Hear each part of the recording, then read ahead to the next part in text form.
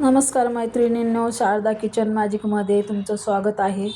तुम्ही तर बघितलंच असेल, मस्तपैकी आपण सॉफ्ट एकदम छान मस्त लुसलुसीत असे एकदम छान गुलाबजामुन बनवून घेतलेले आहे.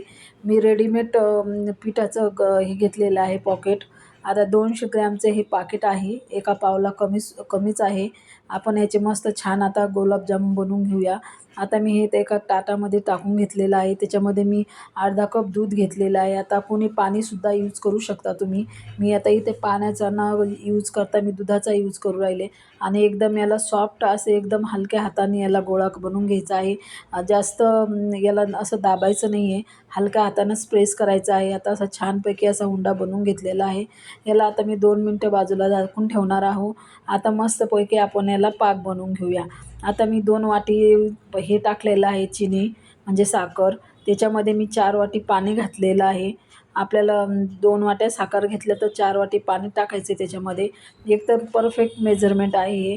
ते पॉकेटासाठी तुम्हाला काही ते गरज पडणार नाही. एकदम छान आणि एकदम भारी गुलाबजामुन बनतात. तुम्ही बघू शकता मी छान त्याच्यामध्ये पाणी घातलेलं आहे. आता त्याच्यामध्ये मी आता इलायची पावडरसुद्धा टाकलेली आहे. थोडंसं केसर घातलेलं आहे. आता हा पाक आपल्याला जास्त वेळ बिलकुल होऊ द्यायचा नाही. आपल्याला गुलाबजामुनसाठी पातळच पाक लागते. तर आपल्याला त्याला जास्त वेळ होऊ द्यायचं नाही. कम से कम 5-10 मिनटं पाक मध्ये तयार होऊन जाते.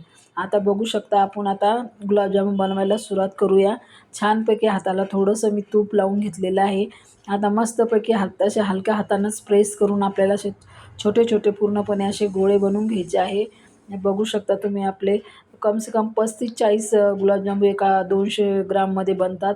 आता आपण हे कमी आचेवर गुलाबजामुन तळून घेऊया. कारण याला जास्त स्पीड ठेवायचा नाही आहे. कमी आचेवरच आपल्याला गुलाबजामुन फ्राय करायचे आहे. जास्त आचेवर केले तर वरतून काळे होतात आणि आतून ते कच्चेच राहतात. त्याच्यामुळं कमी स्पीडमध्येच तुम्ही हे तळून घ्यायचे आहे. आता हे मी पूर्ण एक-एक करून गुलाबजामुन त्याच्यामध्ये टाकून घेतलेले आहे. तर आता हे मस्त ब्राऊन होईपर्यंत तळून घ्यायचे आहे. तुम्ही बघू शकता किती छान ब्राऊन कलर आलेला आहे याच्यामध्ये. आणि मित्रांनो खूप छान फुगतातसुद्धा रेडीमेड पिठाचे असल्याकारणाने. बघू शकता आपले पूर्णपणे तळून झालेले आहे. आता पाक आपला तयार झालेला होता. त्याच्यामध्ये आपण हे सोडून देऊया. आता याच्यावरती मस्त आपण झाकण ठेवूया 5-10 मिनटं. मग तुम्ही बघू शकता किती छानपैकी गुलाबजामुन एकदम लुसलुसीत आणि एकदम छान पाक धरलेला आहे. मस्तपैकी फुगलेले आहे. आवडल्यास लाईक, सबस्क्राईब करा.